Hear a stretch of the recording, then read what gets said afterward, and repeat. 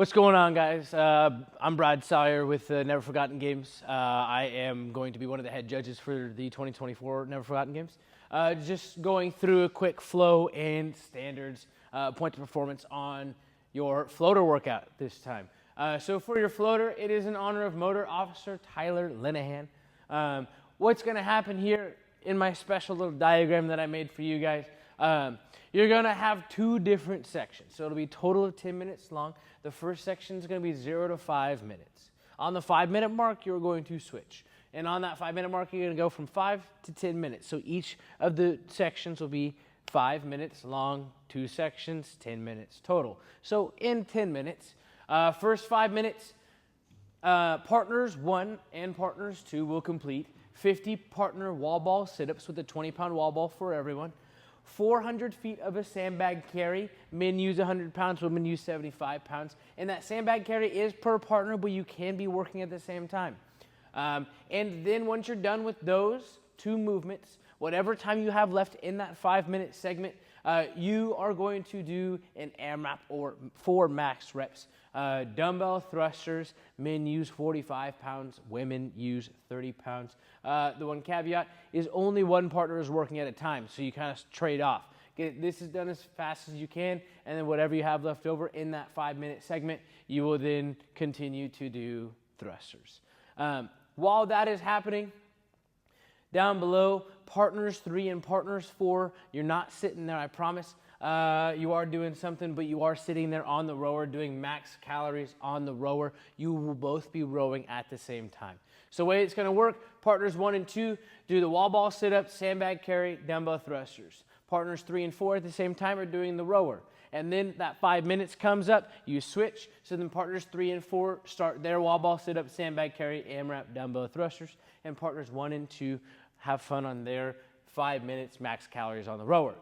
The way this event's going to be scored, there are 2 scores. One is the dumbbell thrusters, and one is the calories on the rower. So moving over to the points of performance or the standards that we have for these movements, the partner wall ball sit-ups are a little vague. We don't really do them in competitions a whole lot. So just to make sure that we understand where we're at, the laces of one partner's shoe may not pass the laces of the other partner's shoe. So that being said, what we're talking about is as your feet are set up, you can get here, but you cannot cross laces. They must stay in front of each other. That will allow you to either plant your feet fully on the ground, you can turn them sideways, you can put your heels up, doesn't really matter, as long as you make sure that your laces do not pass. We're not hooking heels, hooking legs, or anything like that. The other standard that we have for this, the wall ball must touch the ground during the overhead position of the sit-up.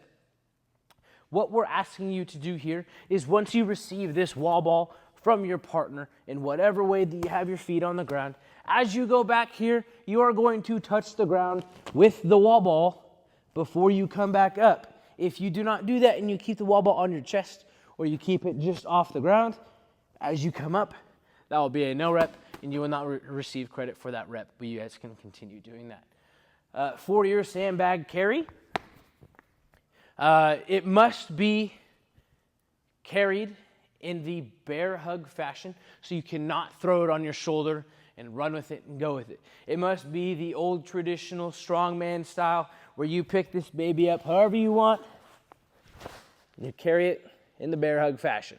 Higher, lower, whatever it is, but you cannot have it on your shoulder or any other method other than the bear hug. For your dumbbell thrusters, you must squat below parallel and reach full extension at the top. We all know what full extension at the top of a thruster is, and we also know what squatting below parallel is. You cannot redip or jerk the dumbbells overhead, meaning that you cannot get under the dumbbells once you full extended. And finally, your front rack must be maintained. So elbows will be in front of the hands, meaning that we're not going to be sitting here like this. We're going to be sitting here strong like this. And I'll show you a couple like what I'm talking about. So the first standard that we did have was that you must squat below parallel and reach full extension. So notice that as I get the dumbbells to my shoulders, I squat below parallel, and as I come up, I reach full extension here. So one fluid rep looking here, elbows locked out, hips locked out, knees locked out. That is one good full rep. When I'm talking about re-dipping on the jerk, as I come up, I cannot re-dip and then stand up. I have to accept what I have gotten myself from my leg drive from my squat. Last one, front rack. Again, self-explanatory. The only thing we're not doing is this. We can have it on the front of our shoulders. We can have the back of our shoulders. You can have it super far back if that's what's comfortable for you. But you must maintain your elbows in front of your hands. On the rower, there are no standards. It's just rowing. Have fun. Don't kill yourself. You've got more to do. If you got any questions, reach out to the Never Forgotten Games team.